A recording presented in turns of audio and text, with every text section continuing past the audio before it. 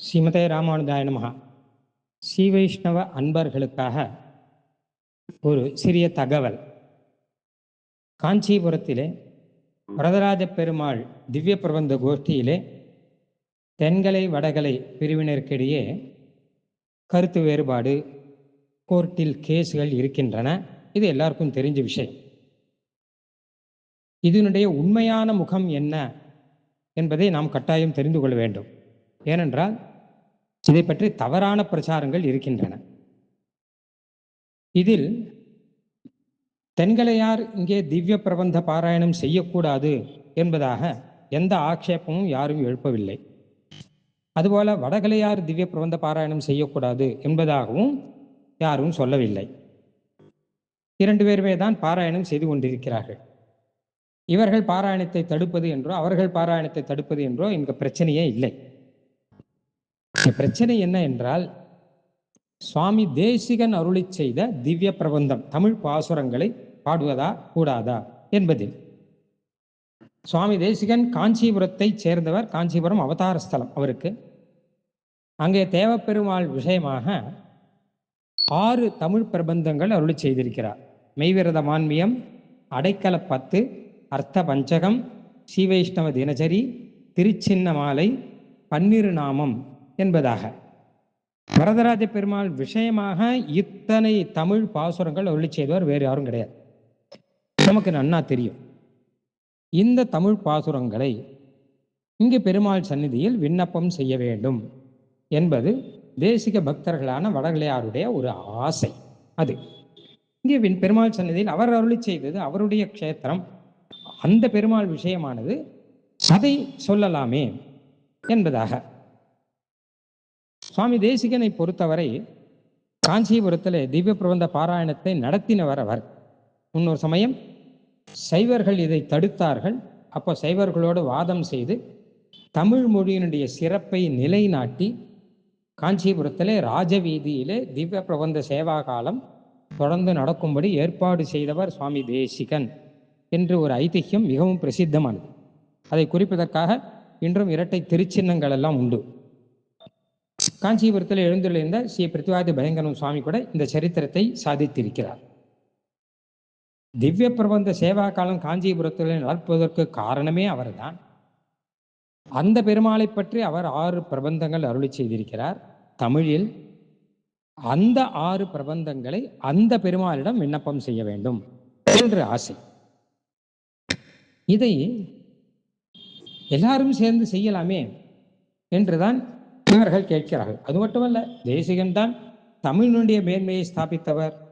ஸ்ரீரங்கத்திலே தமிழ் பிரபந்தத்தை நிலைநாட்டியவர். பாதுகா சாஸ்திரத்திலே தமிழ் செம்மொழி என்று சாதித்தவர். தாத்பரிய ரத்னாவளியிலே தமிழினுடைய சிறப்பை சாதித்தவர். திருவாய்மொழி உற்சவத்தை நடத்தி வைத்தவர். பல பெருமைகள் உண்டு.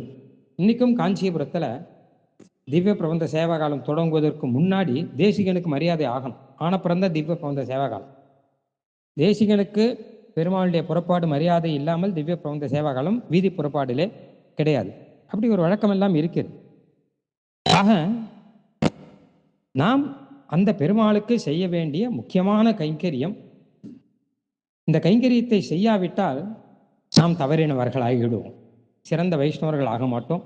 தேசிகன் விண்ணப்பம் செய்த அந்த பிரபந்தங்களை ராமானுஜ தயாபாத்திரம் சொல்லி ஆரம்பித்து பெருமாள் சந்நிதியிலே விண்ணப்பம் செய்ய வேண்டும் என்ற ஆசையில்தான் இங்கே தேசிக பட்சத்தினர் வடகலையார்கள் இருக்கிறார்கள்.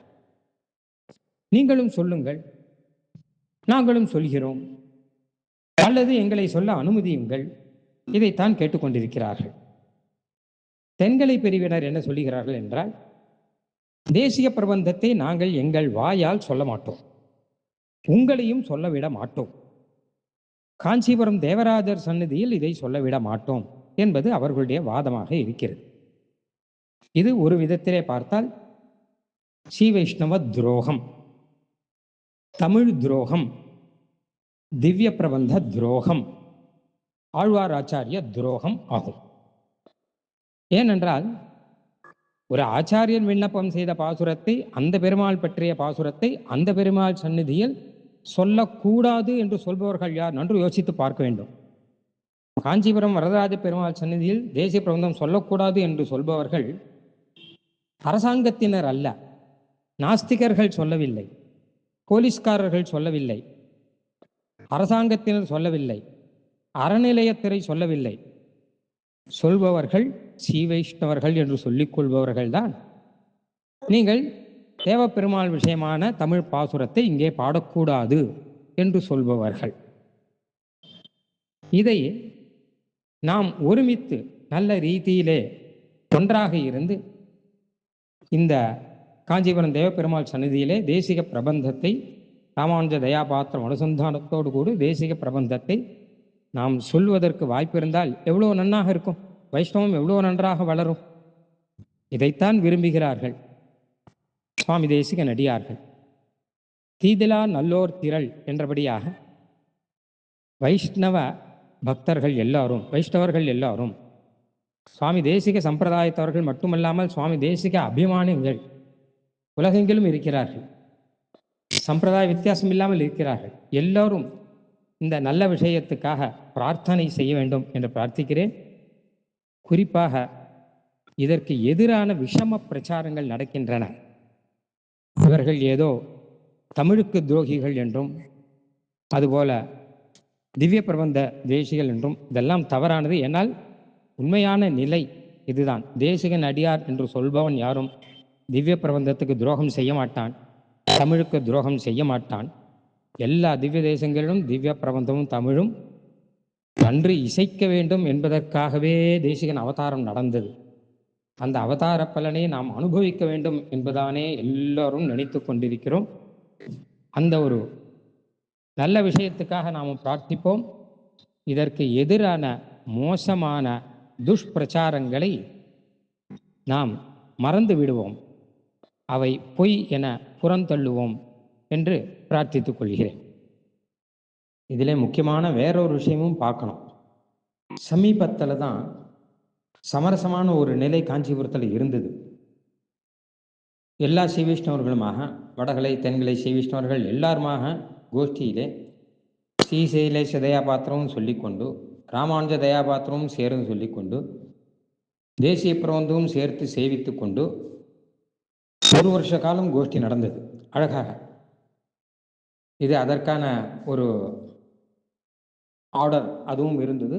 அந்த ஆர்டர் படி ஒரு ஒற்றுமையுடன் கூட கோஷ்டி நடந்து கொண்டிருந்த காலம் என்பது என்னைக்கோ முன்னாடியெல்லாம் இல்லை, இப்போ ஒரு 3-4 வருஷம் முன்னாடி கூட இந்த மாதிரி கோஷ்டி நடந்து கொண்டு தான் இருந்தது. ஆனால் அதற்கு குந்தகம் விளைக்கும் ரீதியில் மேற்கொண்டு காரியங்கள் நடந்தன என்பது உண்மை. ஆகையினாலே அந்த ரீதி ஏன் தொடரக்கூடாது என்கிற ஒரு கேள்வியும் இருக்கிறது. ஆக இப்போது நடக்கும் சர்ச்சை என்பது, வாத பிரதிவாதம் என்பது, யார் திவ்ய பிரபந்தம் சேவிக்கலாம் யார் சேவிக்கக்கூடாது என்பது பற்றி கிடையாது. ஏனென்றால் 2 கலைஞரும் சேவா காலத்தில் அன்வைத்து கொண்டு திவ்ய பிரபந்தம் சொல்லி கொண்டுதான் இருக்கிறார்கள். அதில் எந்த குறையும் கிடையாது.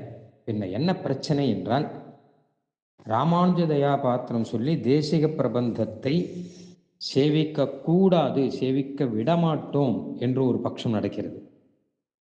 அதை சேவிக்க வேண்டும், பெருமாள் சந்நிதியிலே தேசிகன் அருளி செய்ததை சேவிக்க வேண்டும், அந்த ஒரு பாக்கியம் நமக்கு வேணும் என்பதாக ஸ்ரீ தேசிக பக்தர்களின் பட்சமாக இருக்கிறது.